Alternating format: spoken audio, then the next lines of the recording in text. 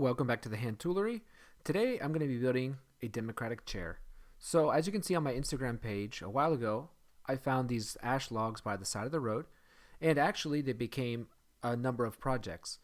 The main one is this bench that you see before you, and I made that, as you can see, back in May 2021. I found the logs in like January, and then I had the idea of making this democratic chair, which is a chair designed by Curtis Buchanan. You can get the plans, they're amazing, very detailed, and you can pay what you want if you just choose the PDF.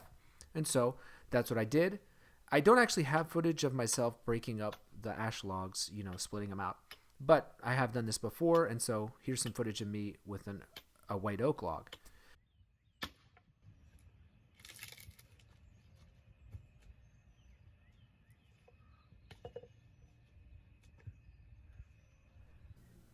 From start to finish, the project took well over a year simply because I got a little intimidated. Working with the ash was really hard. It's very, very dense wood, and I just sort of lost confidence. But I had got some progress. I made some of the parts, left it go for a while, and then decided to finally pick it back up. And so this isn't exactly green woodworking like maybe it should be, because all the parts in the year or so that it took for me to sort of start, stop, and then pick it back up, they had well dried in my shop, or outside. And so we're picking it up here in the middle. I had already turned some of the legs and some other minor pieces. Well, not minor, but some other pieces. And here I'm just roughing everything out with a hatchet. But that's basically where the bulk of this work was in all the stock prep. And then you'll see later that I do a lot of lathe work, and then a lot of fiddly work, and then I use a reamer that I made myself.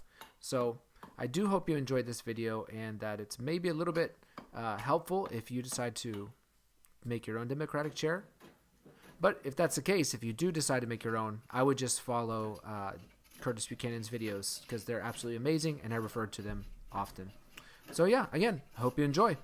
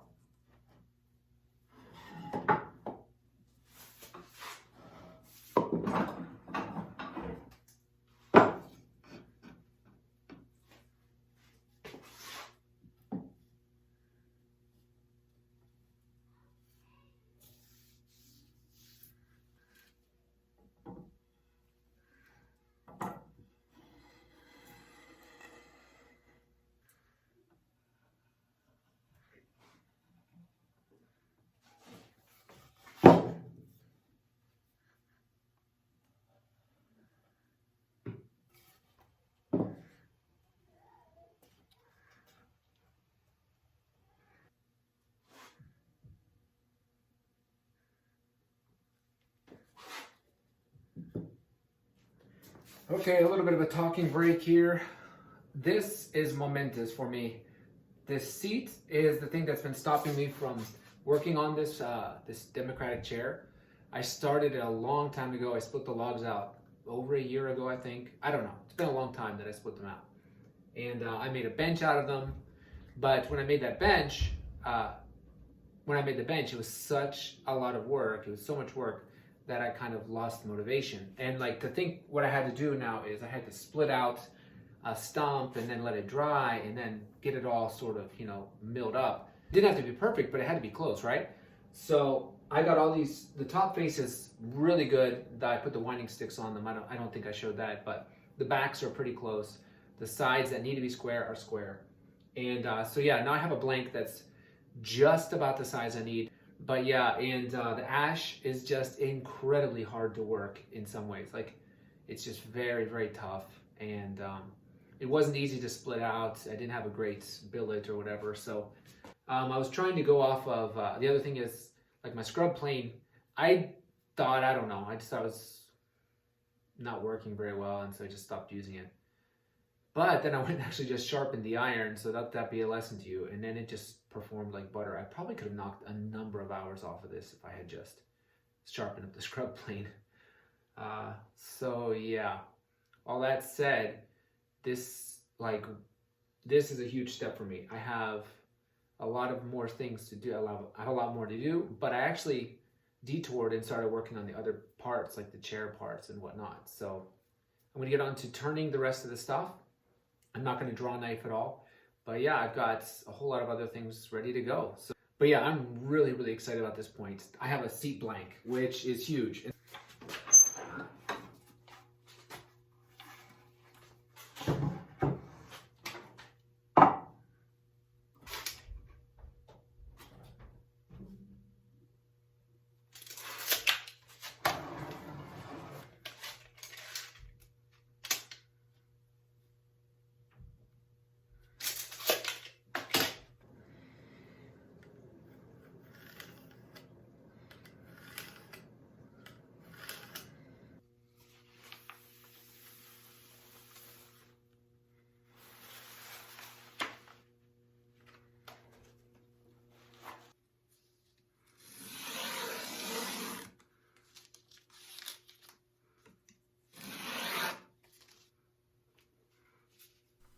I want to talk real quick about the plans that I'm using here. They're more like templates rather than like written out plans, but they're actually really good.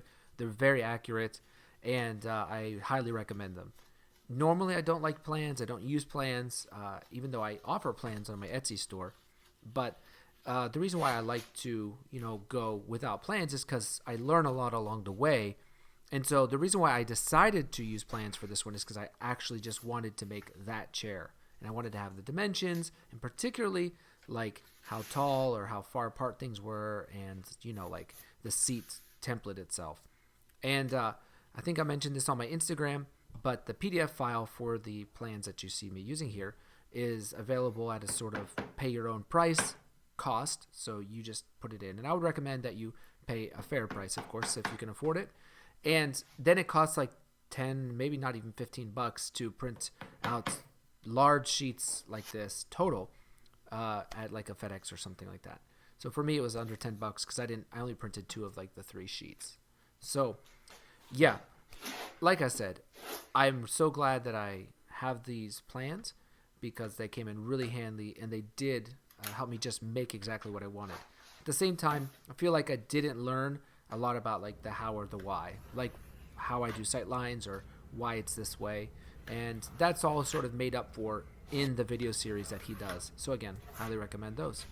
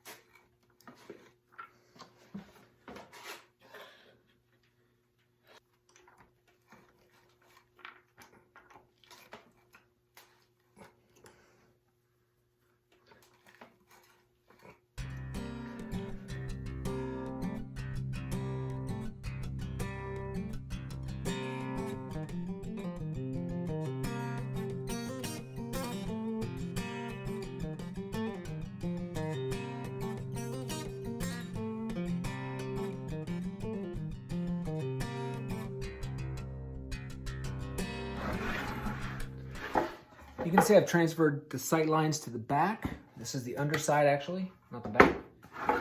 And I actually, right here, I hit my mark perfectly, and this one's a little bit off. So I'll use the reamer to straighten it out a little bit, but not too much. It's not a big deal.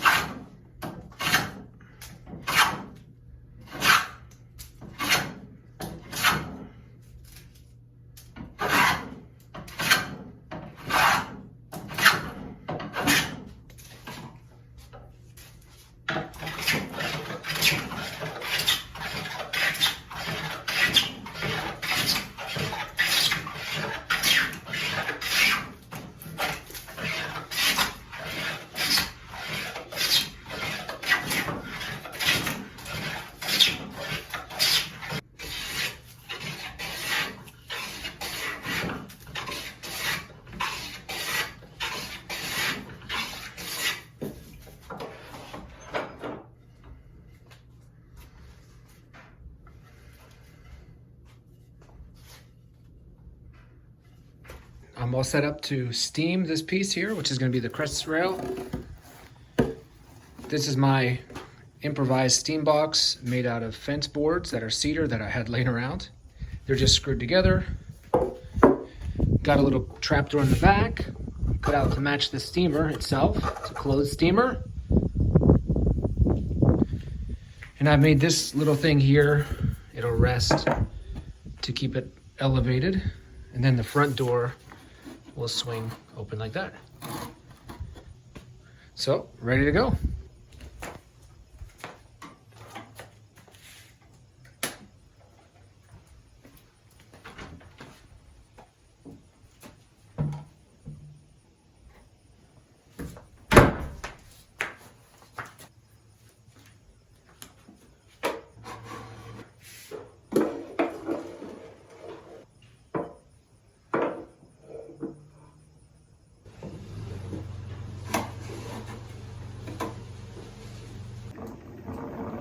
I feel like a mad scientist. It's working. I can't believe it. I'm losing a little bit of the steam at the end, so I'm going to see what I can do to block it up. But I think it's going to be okay.